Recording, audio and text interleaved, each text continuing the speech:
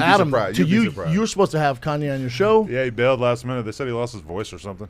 That's a bad excuse. I don't know.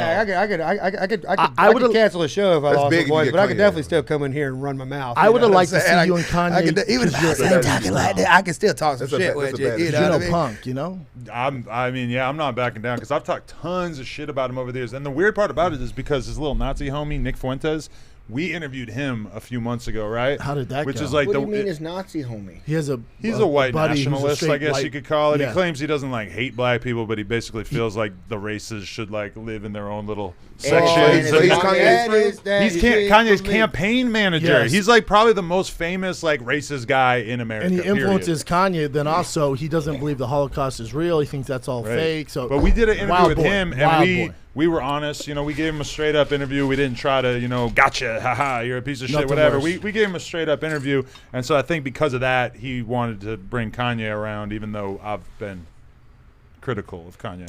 As far as his music or just what he's doing lately? More about like the insane way that he was treating his ex-wife while they were sorting out the shit with the kids, and then more recently with... You're talking about with Kim? Yeah, like there was all that crazy shit about him like trying to track her down at like parties and stuff, and he was just going on these crazy rants about... Like he was naming and shaming the fucking school that the kids go to, and then they had to hire extra security at the school to protect the kids because he's naming... Like think about that. No matter how much you hated your fucking ex-wife, imagine naming the school that your kids go to on social media when you're that famous. But Adam, you know that there's a lot of crazy people who follow you. I'm not vouching for it, but Adam, so he was right because he's starting his own school right up the street called Donda. And imagine doing it because it will support your business. Yeah, insane. God, that's even worse. No, that's worse. But hold on, that's fucking worse. But again, no, Teddy, I'm not defending him. But when he was going crazy, it was his kid's birthday party, and they wouldn't allow him into the birthday party. Right.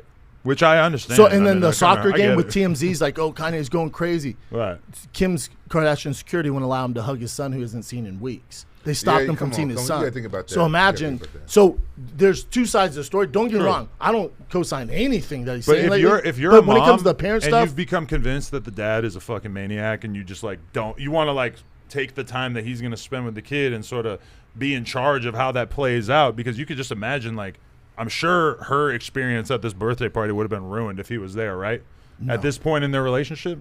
And I believe that there was like another birthday party that he had for the kid that was like a separate thing. So that's why she felt like, oh, there's like multiple birthday parties, and that's why she felt like he wasn't coming to this one. But to stop the dad from birthday parties. Is he a maniac with his kids though? He's not. I've seen him personally. He's not. You know, you got to think about that. Like a lot of time moms will use your kids as weapons. Like me, same thing. Like me, dude.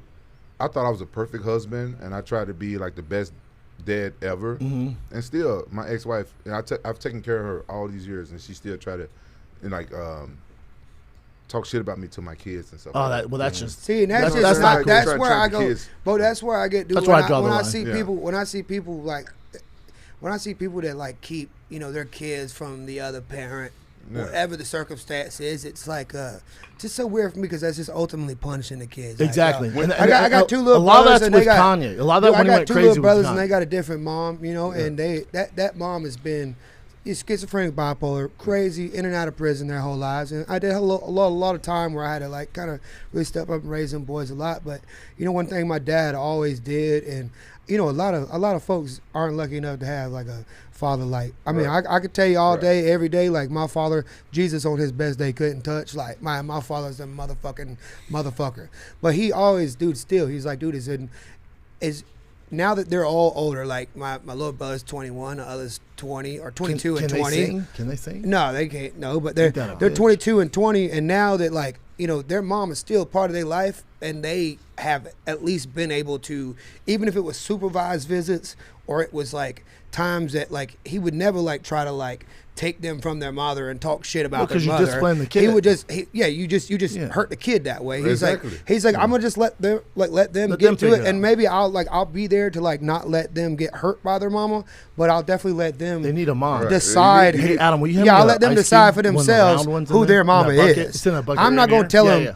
I'm not gonna tell them their mama's a horrible person. Right. I'm gonna let them decide eventually when they get older that like trust me, I need to decide that for myself. Oh, that my father was my a piece two of oldest, shit. I You raised know, them like, myself. People didn't know that I was a single. You're single dad? I was single dad when I was fighting in Pride. Damn. I had a 3-year-old son when I first started fighting there. Gangster. I was a single parent. I can't imagine fighting and having a kid. No, I had to go overseas, so I had to let people babysit my son. Yeah, but do you have good babysitters? Well, you know, one of my friends, he was my teammate. Like he had like a kid that was a little bit older than my kid, so he knew about kids. You know what I'm saying? So I was like, okay. It was convenient. Yeah, it was convenient, but you know, it was hard. And I started dating this one Hawaiian girl, and she was babysitting my kid while I was fighting in Japan. Then I met my ex-wife over there. So what I did was I was like, man, I need a baby mama. I need a mama for this kid because it's hard for it's different for kids when they grow up without their mom.